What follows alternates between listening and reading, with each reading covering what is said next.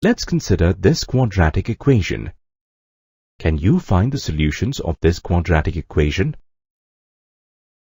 On solving this equation, we get x equal to 2 or minus 2. The solutions of the quadratic equation are real. Let's consider another quadratic equation. X squared plus 4 equal to 0. Can you find the solutions of this quadratic equation?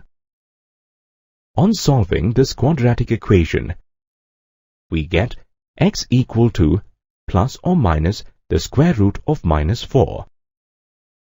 We know that the square of a real number is always non-negative.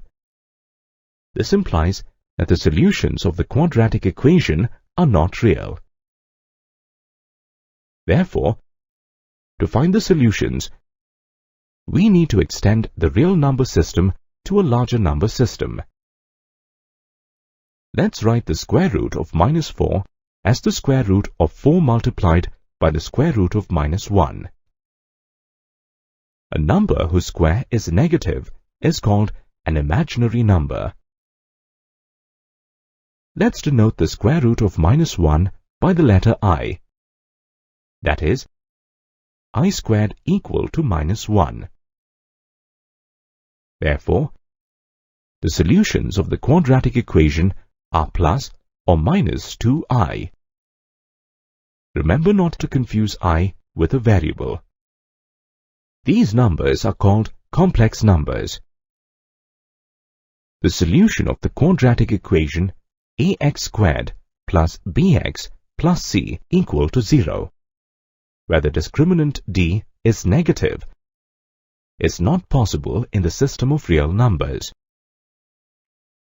Such equations will always have complex roots. A number of the form a plus ib, where a and b are real numbers, is called a complex number. Such numbers are denoted by the letter z. Here are some examples of complex numbers. Here a is called the real part, denoted as shown, and b is called the imaginary part, denoted as shown.